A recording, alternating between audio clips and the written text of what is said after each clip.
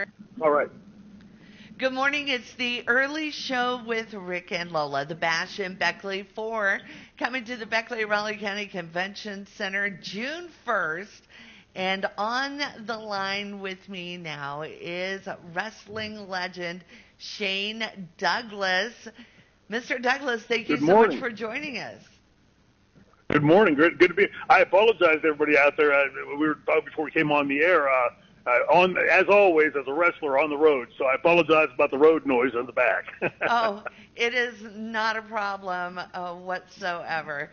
So the Bash in Beckley 4 is coming, and I don't know if you've heard, but they've backed up the opening for the meet and greets from 5 until 4. So fans are going to have that extra hour. What does it mean to you to be able, in your long career, to be able to go one-on-one with the fans? It's incredible. It really is. Last year, Ron Simmons and I, your fans would know, I'm sure you know who Ron Simmons is, a big WWE star. He and I broke in together. We were on the road last year going to a signing, and he turned around, and he knew my mother had passed away. And the funny thing is, when we broke in years ago, we would talk about it. We realized back then that his mother was my mother was the same exact person, And he said, "Was your mom, if she were still here, would she know what we're doing today?" And I said, "What do you mean?" He said, "Like when people are going to come, spend money to come meet us." And I'd say, "No." My mother would wonder, like, why do they want your autograph? and that really is where we've gotten to. I mean, I've always loved being in wrestling, and I've really loved the business of wrestling. A lot of people in the business, I think, make it really awful or try to. But meeting the fans, when you're sitting there at the table and meeting the fan, and you realize, I'd made a mistake one time, Lola, and I said in an interview, in the overall scheme of the cosmos, what we do is not that important. We're not curing cancer. And boy, I got beat up online. People like, not in a bad way, saying, "Hey, you don't realize you helped me get through this really tough time in my life," and blah, blah, blah. And so I've sort of tempered that a bit. I'd still say like the cancer cures are probably a step above us. But, the fact that we play such a large role in people's lives for this many decades is really amazing, and it's humbling. And I just want to say thank you to the fans for letting this snot-nosed kid from Pulaski Township, Pennsylvania, have this opportunity to be in the business this long. Well, I mean, let's just ECW, WCW, WWF, XPW, TNA. I mean, come on. Did you ever think it would be like that? My educational background was government, and so we always say, like, in those realms, we say the alphabet soup. And yeah, in my career and the long, multiple decades that I've been in the business, I've been pretty much everywhere. And a lot of it I've loved, and there's been times like working for WWF was probably the worst time of my career. So, for me, oddly enough, this thing called ECW popped up in '93, and it somewhat changed the business. In some ways bad, but in a lot of ways it saved the business in the '90s, that we were able to bring wrestling fans back to the table that had left. If you think back to the '90s, when WWF was suddenly throwing dead men and clowns and grown men in chicken outfits coming out of eggs and just really, really cartoonish stuff. And ECW was the compendium to that, the counterbalance, to bring the adults back to the table for wrestling. And I think by and large we did that. Mm-hmm. Yeah, I mean, when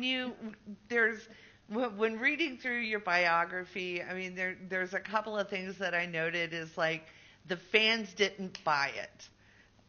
It was like whenever there was it was like, I think it was the skateboarders or something. The fans didn't buy it. And so, I mean, that's how passionate they are when to connect to someone like you. Yeah, it's, if you try to pull the wool over their eyes, in the sense of saying, okay, let's make this guy, because he's 7 foot tall, we're going to make him a basketball player. But if he's not worthy of being a basket, if he's not tripping over his own 2 feet, you're swimming up against, and you're really, looking down on the fans. You're thinking that they're so stupid they're going to go ahead and buy this. I've always said in wrestling, when it's done right, it makes them reach up. They shoot above their heads. I remember Dixie Carter one time saying something along the lines of, "We better dumb that down. I don't think the fans will get it." And I thought to myself, so you're so smart, you get it. But you think the people out there are such slept rednecks or whatever that they can't get it. Shoot above their head. They'll reach up and find it if they have to. And that the skateboarders, the dynamic dudes is a perfect example. Johnny Ace and I were sitting there, and at a meet and greet in San Francisco that had a huge skating community. And this kid came through the line speaking skaterese, I guess you'd call it. And I had no clue. Johnny had no clue. And in that split second, that kid knew we were fakes. Right. And so, like, if you look at the franchise character, as this metamorphosis of Shane Douglas, there was a validity there. I think every human being, you and me included, have that dark side that most of us keep under wraps and most times doesn't come out. The franchise, however, doesn't have that off switch. He just lets it out and says he's a damn good wrestler. He's not quite as good as he thinks he is. He's a smart guy. He's not quite as smart as he thinks he is. And so there's a smarminess to that guy that's easy to dislike. And that's what the intention of that character was. And I think to bring it full circle, when you look today, there's very few people. I'd say MJF out of AEW is one of the few that I see adding that in there. He's not going out there and worrying about whether the fans like him or not. He's going out there and playing his role as a heel. And the heel is supposed to be unredeeming character. So he gets it. A lot of others don't. That's what we tried to do with the franchise character. And if I can go on for one more second, it's comical in a way because over the years I had to they wouldn't come to my table. They'd stay away from me. I had even people tell me people in the business were afraid of me because of that character. And one being the guy that runs AEW, but which I find hilarious. But that was the intention of that character. And as those people have grown up now, lately in the last couple of years, what I've been getting is somebody like in their mid-30s, late 30s, early 40s saying, "I used to hate your guts. I wanted Taz to break your neck. I didn't. Every time I saw you on TV, I'd walk away. But as I've gotten older, I understand what you're doing in the business. Now you're my favorite wrestler." And I thought, well, it took you 30-some years, but you got it. But okay. Better late than never. So, again, I am talking with wrestling legend Shane Douglas about the Bash in Beckley 4. And I don't know if you've had a chance to kind of peruse the card, but Sabu is going to be there. Yes. Yeah, one of my ECW. Look, Sabu is an amazing talent. He's as a outward appearance on as a performer. When you watch him perform, I remember the first time watching him in ECW, and I was blown away. This guy was performing at a level that we had never seen in the industry before, put it together in a way that had never been done before. There are very few people in the business that are transformative figures. That's a rarity. Like once or twice per generation you see it. I was very much a traditional wrestler. I wrestled the way I was taught to wrestle and added a few bells, buzzers, and whistles. Sabu changed the industry. And I don't think he quite realizes that, or he's too modest in the sense that, well, he just thinks what he did was working. And he's one of those guys that, to me, aside from being one of my ECW brothers, he's one of those guys that when I watch him meeting the fans, I'm a very extroverted person. I can talk to anybody. Sabu's not. He's very uncomfortable talking face-to-face with people. And I've tried to explain to him, when somebody comes to that table and says, "You're my favorite wrestler," listen to them. Don't soak it up like your ego, but just understand what you meant to them because of the way I got beat up before in that interview, saying that ill-timed thing that I said. Sabu is an amazing performer, and he deserves his accolade in the industry. And so I'm happy he's going to be there. The fans at Beckley are going to, get a chance to say hello to him. And for those fans out there, make him talk to you. Like when he comes to the table, he's short. Like if he doesn't talk back much, keep asking him questions and prod him because he's an amazing figure and really probably the figurehead of our generation that changed wrestling from what it was, the black boots and black tights, into what it's become, this over-the-top, larger-than-life industry and full of color and moves and excitement. Sabu was the face of that.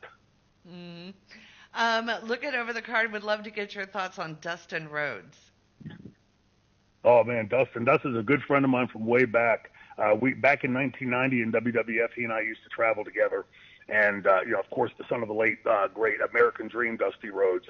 Dustin is an amazing wrestler. He had a tough time in the business because, being Dusty Rhodes' kid, everybody's comparing you constantly.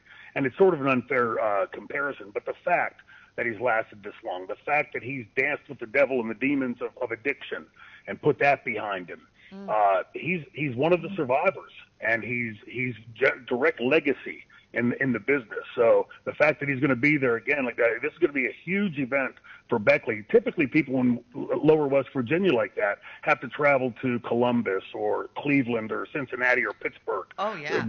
Right there in Beckley, we're going to have this gigantic card where the fans are. I hope everybody down there in Beckley in the lower West Virginia area, and Virginia and all that general three-state area come up to the event, because it's going to be a big time to meet some of the greatest wrestling legends of the last 25, 30 years. Oh, and we cannot wait. Of course, again, the doors are opening an hour earlier, so fans have more time to be able to visit with as many of these wrestling legends like yourself that is going to be there prior to bell time at 7 o'clock. And tickets are available right now, so and they're starting to really move. We're getting down to showtime, so people are starting to snatch up those tickets. You want to get them right now through our website at 103CIR.com or visit BeckleyConventionCenter.com. Shane Douglas, any final words? Only that I'm going to ask you, are you going to be at the show? Yes, I will be at the show. I look forward to meeting you there.